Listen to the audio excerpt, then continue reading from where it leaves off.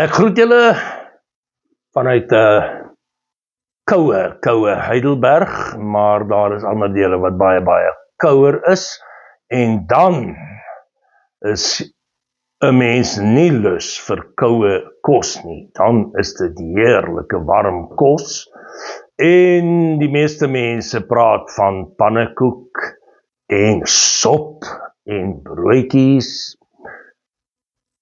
Nou wat sekerlik een van die slegste dinge is wanneer jy nou 'n lekker ete het, nê? En warm kossies of wat ook al, selfs koffie in die oggend. Wat een van die slegste dinge kan wees is dat jy dit nie ruik nie. Die van julle wat julle reuksin verloor het in die COVID tyd, sleg. Ek hoor daar's nou nog mense wat sukkel om ordentlik te reuk na COVID. En wanneer daar sinus is of verskriklike snotsiekte, en die neus is toe en jy praat so,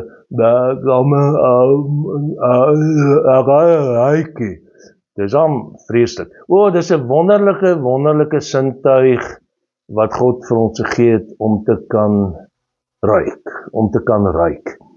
Wel, dit beskerm ons ook. As daar ergens rook is, jy slaap en jy word wakker en jy ruik rook, dan weet jy, daar is moeilikheid, veral as dit baie naby aan jou is. Maar goed, dit daar gelaat om te kan ruik. Die Bybel praat op verskeie plekke oor reuk en om te ruik, en die Bybel praat oor ons God, ons lewende almagtige God, wat ruik. Geure waarneem. Nou onthou die Bybel praat menslik. Daar's 'n vreeslike groot woord vir dit, antropomorfies. In die styl van 'n mens, soos 'n mens. Ek wil nou nie rangtrek met 'n groot woord nie. Maar in die teologie is dit 'n bekende term, die antropomorfe in die Bybel.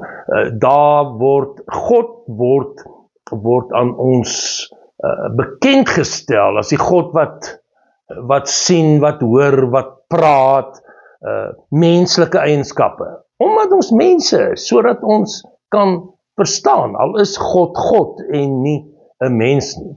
Wel, Jesus het mens geword toe hy op aarde was en vir ons aan die kruis gesterf het, en hy het ten volle al ons sintuie ervaar. Sommige daar reg aan die begin van die Bybel, die sonvloedverhaal, Genesis hoofstuk 8. God wat dan die sonvloed stuur, die geweldige vloedwaters om die mensdom te straf, en min of meer alles en almal word uitgewis, maar Noag wat genade kry, en God neem hom en sy familie in die ark, en daar gaan hulle 40 dae en 40 nagte gereën. Dan in hoofstuk 8 uiteindelik het die waters nou teruggetrek, en dan lees ons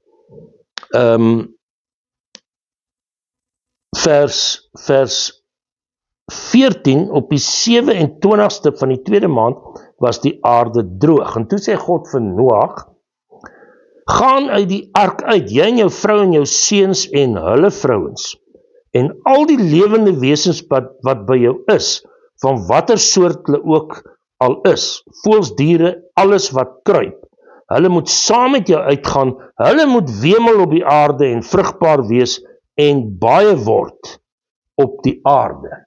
God maak seker dat sy skepping, sy diere, nie uitgewis word nie, dat hulle beskerm word, want Genesis 1 het die opdrag gekom dat die mens moet heers oor die skepping en oor die lewende diere, maar en oor die natuur, maar heers beteken sorg vir. Maar hier word nie gesê dat die mens vrugbaar moet wees en baie moet word nie. In Genesis 1 is dit 'n belofte aan die mens, wees vrugbaar en vermeerder.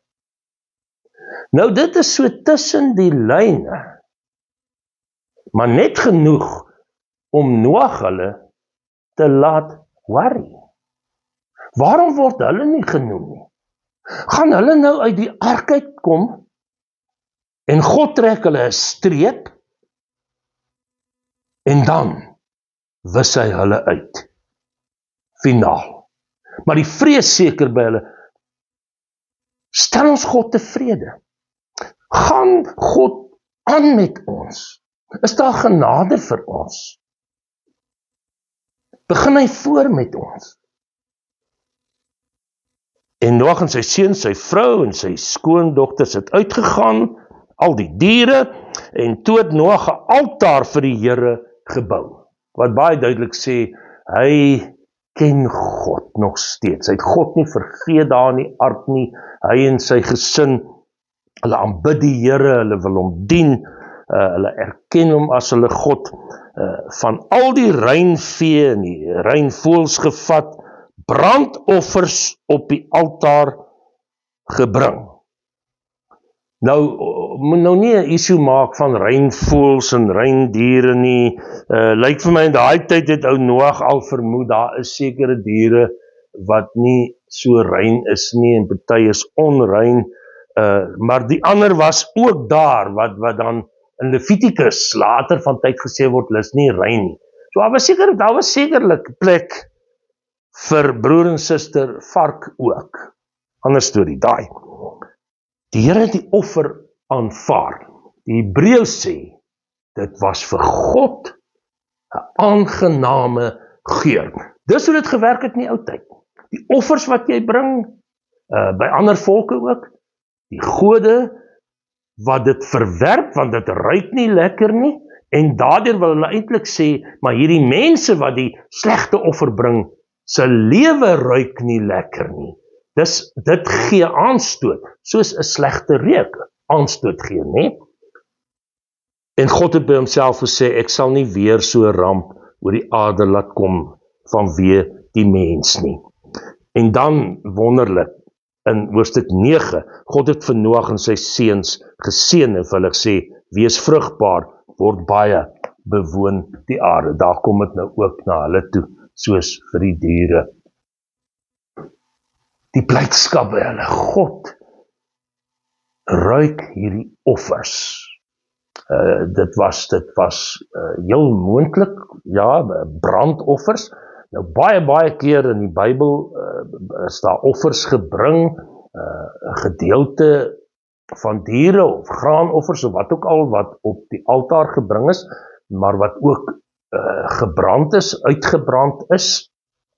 En soos ek sê, by al die volke het hierdie 'n rol gespeel van die aangename geur van die offers. En hier is dit dan 'n beeld, 'n metafoor. God aanvaar hulle offer, God aanvaar hulle. En hierdie tema, hierdie lyn loop dan dwars deur die Bybel, dat uiteindelik ons as mense, en veral in die Nuwe Testament kom dit dan na vore, as Paulus in Romeine 12 sê, ons is lewende offers, wat aan God, wat vir God aanneemlik moet wees. Wees dan lewende en heilige offers, sê in Romeine 12, wat vir God aanneemlik is. Offers,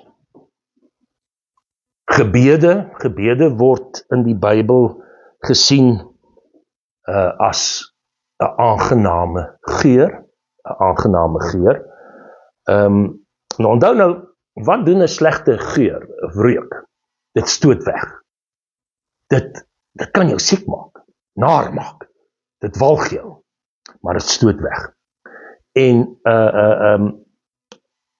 'n lekker, aangename reuk.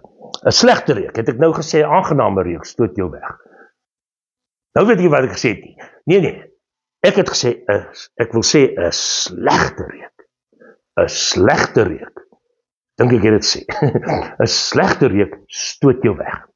As kos verbrand is, 'n vuilgoedsak wat stink, iets wat vrot is, 'n dooie dier, ergens iets in die veld of in die tuin. Dit stoot weg, 'n slegte reuk. 'n Aangename reuk trek aan. Wegstoot, slegte reuk, aangename reuk trek aan. Ek wil dit as beeld gebruik om te vra, is ek en jy, ons gedagtes, dat ons dink, beplan, ons gevoelens, ons reaksies, ons woorde, ons dade, is dit 'n aangename geur. Dood eenvoudig, hoe ruik ek en jy? Hoe ruik ek en jy?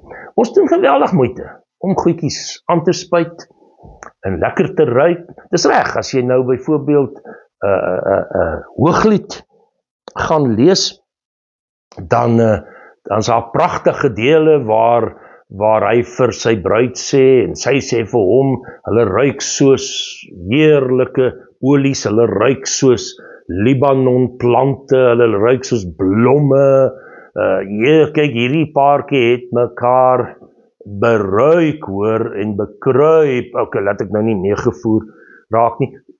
Hoor jy, dit is belangrik om te let op jou higiëne in 'n huwelik. Dit is baie keer, ek hoor maar net te veel. Dis nou 'n preek op sy eie. Ek hoor te veel van vrouens wat kom kla, selfs manne wat kla oor hulle vrouens, maar veral is dit vrouens, van die manne wat hulle self afskeep, wat in die winter maar skaars met water en seep omgaan, en wat nie lekker ruik nie. Versorg jouself vir die liefling in jou lewe. Sorg maar dat jy aangenaam ruik, want dit trek aan, ek dink hier aan aromaterapie, nee? En verseker in die Bybel, hulle het nie die naam aromaterapie geken nie, maar daar word duidelik uitgespel die lekker ruik olies, wanneer 'n profeet of 'n priester of 'n koning gesalf word, gewoonlik dan op die kop, en die olie wat afloop, dan was dit 'n lekker reuk, om te sê, hierdie roeping, profeet of priester of koning, moet 'n aangename geur vir God wees, soos 'n aangename geur vir mense wees, wat mense na God toe aantrek, na die Here se dinge toe aantrek. Al die volkere van daai tyd, en vandag nog speel dit 'n rol, dat 'n aangename geur reinig jou gemoed en jou gedagtes, jou hart en jou verstand, ja, dit vernuwe jou gees, dit help om dit vredevol te maak. Dis wat aromaterapie ook wil doen, en dis wat dan die olies in die Bybel ook min of meer wil doen, om jou net jou gemoed te lig. Ag, hier en daar nog 'n voorbeeld waar geur genoem word, Filippense 4, Paulus is in die tronk, hy kry maar swaar, maar hy sê hy is versorg. Hy sê, want julle het vir my geskenke gestuur, ek het alles ontvang, ek het meer as genoeg. Filippense 4 vers 17 en 18, ek het alles ontvang, nadat ek van Epaphroditus ontvang het, wat julle gestuur het ek alles wat ek nodig het, en hoor hier, julle gawe is voor God 'n offer, met 'n lieflike geur, vir hom aanneemlik, en welgevallig. Dit geval God, hy hou daarvan, en dan sê hy, my God sal in elke behoefte van julle ryklik voorsien. God sal weer vir hulle sorg, omdat hulle vir Paulus, en ander wat verdruk word, terwille van Jesus, hulle geloof in Jesus, omdat hulle daardie mense versorg. God sal weer vir hulle in oorvloed versorg, en om te sorg vir mense, om te gee, is vir God 'n aangename geur. Gebede word in die Bybel genoem, vergelyk met 'n aangename geur, of dan nou wierook. Psalm 141 vers 1, vers 2 veral, mag my gebed voor u wees soos 'n wierookoffer. Wierook het 'n geweldige rol in die Bybel gespeel. Openbaring 5 vers 8, dan lees ons, toe die lam, dis Jesus, die boek neem. Dit is nou wat gaan oor die geskiedenis en die tye waarin ons leef, alle tye, het die 4 lewende wesens, dit is nou alle uithoeke van die aarde, oral, en die 24 ouderlinge, Ou Testament verwysing, die 12 stamme, 12 apostels, Nuwe Testament, om maar net te sê, die totale kerk van alle tye, het voor God gekniel. En elkeen van hulle het 'n sieter gehad en 'n goue bak vol wierook. Goud wat daar wys, die beste vir God, maar ook dat die goud die koning toekom, Jesus die koning van alle konings, die gebede van die gelowiges. Ja, mense, is dit nie ongelooflik nie? Jou en my gebede is in diens van God en in diens van mekaar. Dis 'n aangename geur, wat die goeie moet aantrek, wat die goeie in mense moet uitbring, wat nie moet wegstoot nie. Die krag van jou en my gebede, elke keer wat jy bid, vir jouself smeek, jammer sê, sonde bely, verander bid, dankbaar is, vir die regering bid, al wil jy dit baie keer nie doen nie, vir iemand van wie jy nie hou nie bid, al wil jy dit baie keer nie doen nie, maar lofprysing, enige vorm van gebed, soos die wierook wat opstyg na God. Die belangrikste is dat die Bybel dan, veral wat wierook betref, verwys na God, dat die beste kom God toe, en na Jesus. Onthou, die priesters het in die ou tyd, soggens en saans, wierook gebrand, om te sê, ons God is die aangename een. Hy trek ons aan, en hy wil ons nie wegstoot nie. Hy wil ons lewe verlig. Hy wil ons, soos 'n aangename geur, ons reinig en ons opbou, en ons, dit was selfs, reukolie speel vandag nog 'n rol, om te help met genesing, nie? En om dit wat sleg is, wat stink, wat ook al, net te verdryf. Daar's so baie olies wat 'n mens kan gebruik, so tussen hakkies. Ons het, as dit so somer is met die muskiete, ek sê nou vir julle, dit werk, dan vat ons lavender oil. Wat is dit in Afrikaans? Is dit lavendel? Maar ook lavender, maar ja, dan gooi ons dit oor die lavenderolie, gooi ons oor die grove sout, en dan, ek sê nou vir julle, baie minder muskiete, maar ons het toe nou maar opgehou daarmee, omdat regte lavenderoil is vrek duur, dan brand ons maar eerder, selfs duurder as die citronella olie, maar daar's ook 'n reuk, nee, daar's ook 'n aangename geur, wat lekker vir die mense ruik, maar dit verdryf die aaklige muskiete. En dan, dat ons sal onthou, dat ons vir mense verander, aangenaam moet wees. Soos ek gesê het, Romeine 12, ons as lewende offers, wat vir God aanneemlik is.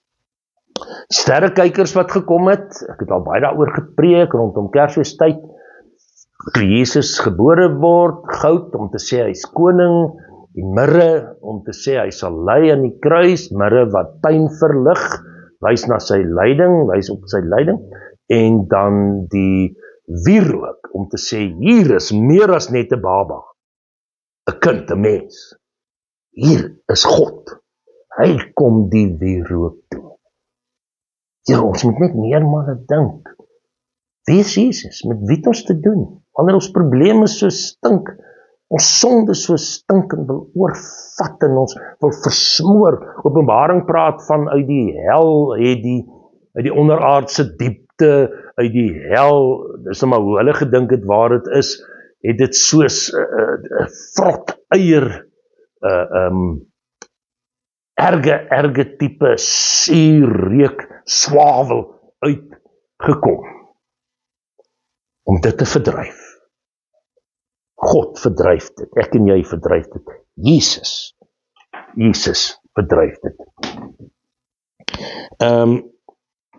Efesiërs 5 vers 2, Christus het ons lief gehad, hy het sy lewe as 'n offergawe gegee, wat vir God aanneemlik is.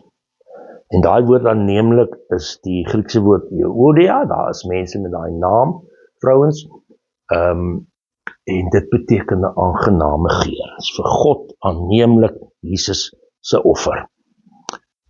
Ek wil afsluit, julle kan self maar 'n bietjie daarna weer gaan kyk.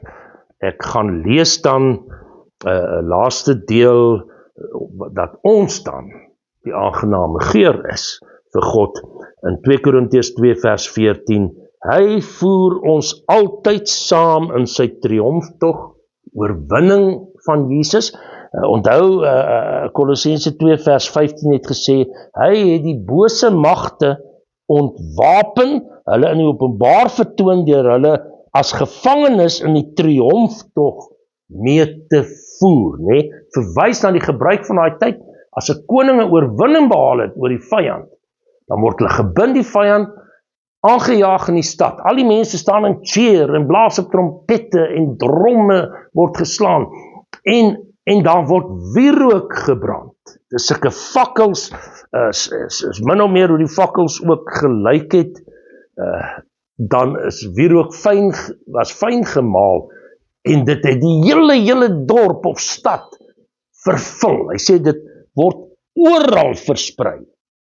Oral moet ek en jy die aangename geur van Christus, hy praat van die kennis van Jesus, wie hy is, sy liefde, vrede, blydskap, oorwinning, hoop, moet versprei word oral.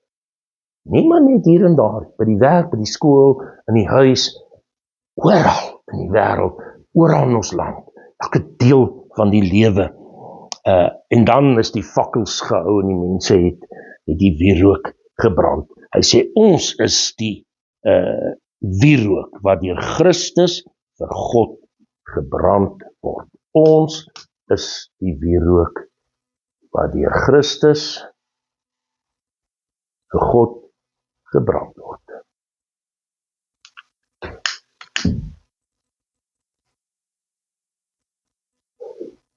Ek wil hê soos ek dit aansteek, en daarmee wil ek afsluit. Ons is die wierook, want Jesus is die wierook met 'n hoofletter.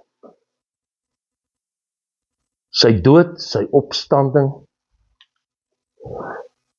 gebrand, aan die brand vir jou en my, die aangename geur van Jesus se verlossing, sy eienskappe. Soos ek hierdie stokkies aansteek, bid daaroor en sê vir jouself, daar's ek,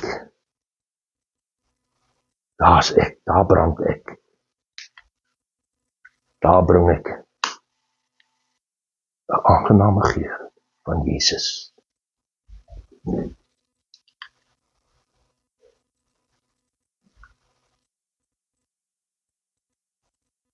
Amen.